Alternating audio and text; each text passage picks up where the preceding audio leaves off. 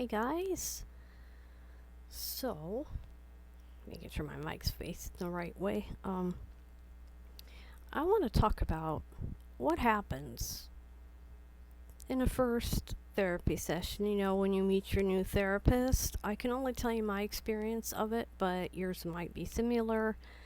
I do my therapy over Zoom just so that I don't have to travel back and forth because we can't leave my dad alone, which is kind of annoying, but the sessions are an hour long.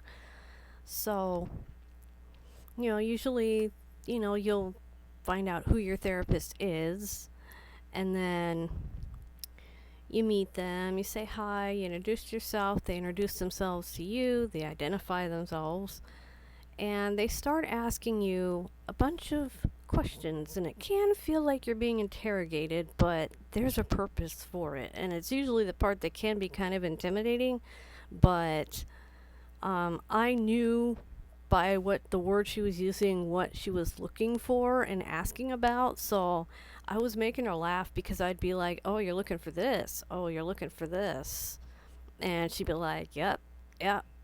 So you might get asked questions like, do you experience fear that you can't explain? And do you hear or see or perceive things that other people don't? She might, he, she, they might ask you, let's see, what kind of questions did I get asked? She might ask, do you have periods where you're really just moving fast and feeling really good, and then periods where you just feel really down and terrible and depressed? That's bipolar. That's looking for bipolar. And there are degrees of it. It's not just, oh my gosh, and oh, there's hypomania and all this stuff.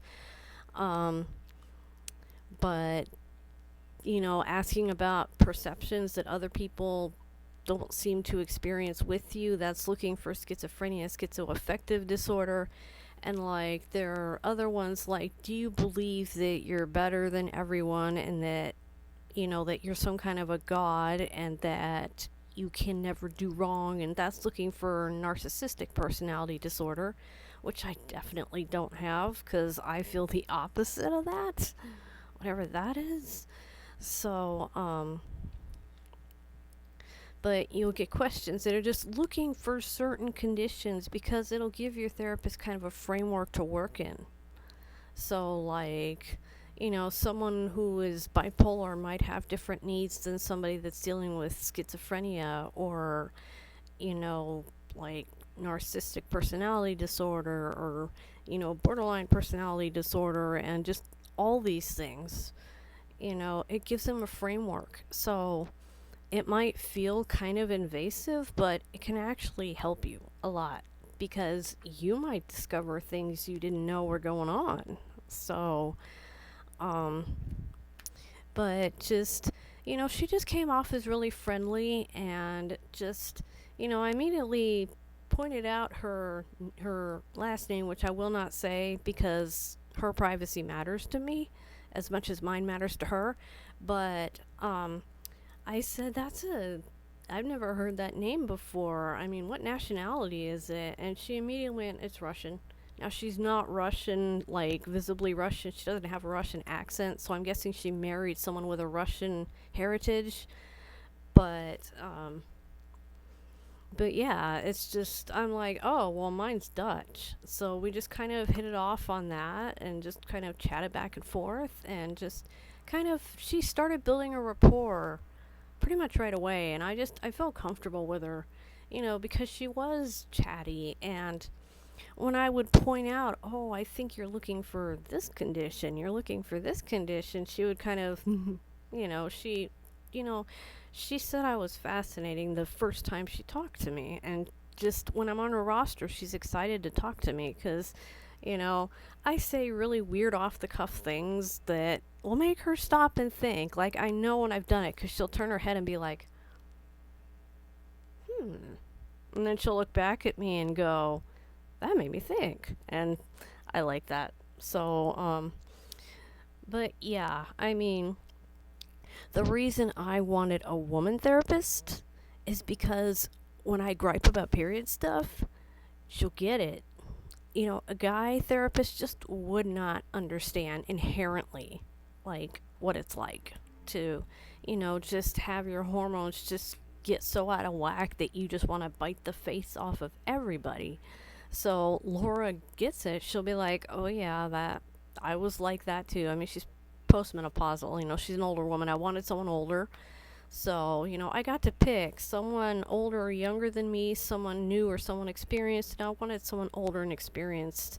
So, because I'm 44, I would feel really weird talking about this with someone who's like 26. Like, no offense, but it's just I wanted someone that's had experience dealing with people that, live in abusive situations, and trauma informed, which she is. So, yeah. So, like, don't be afraid to try therapy. I mean, therapists can vary. I happen to get a good one, and sometimes there are therapists out there that really suck, but don't let that put you off from therapy forever. I mean, even if you don't go back for a long time, just do it sometime. If you have access to it, I really recommend you do it because I was afraid of it too. I was afraid that she would judge me or talk down to me, and she never does. So, like, she doesn't feed me crap, but when she has to point out something I'm doing that might be harmful to me, she's very kind about it, which I appreciate because I don't feel like I'm being admonished. It's more like, whoa, wait, pause. Really? And then we talk about it and then we move on to whatever. So, neighbors honking their horn.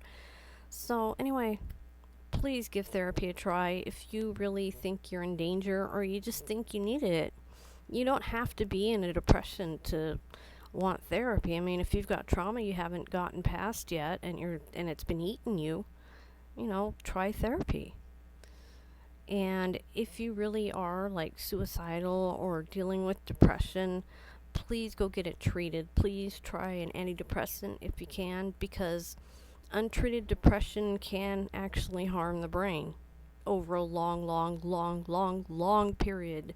So if you think you need to treat it, treat it. Okay? Because your life is important and I want it to continue, and I hope that you still want it to continue. So please, if you need therapy, go for it.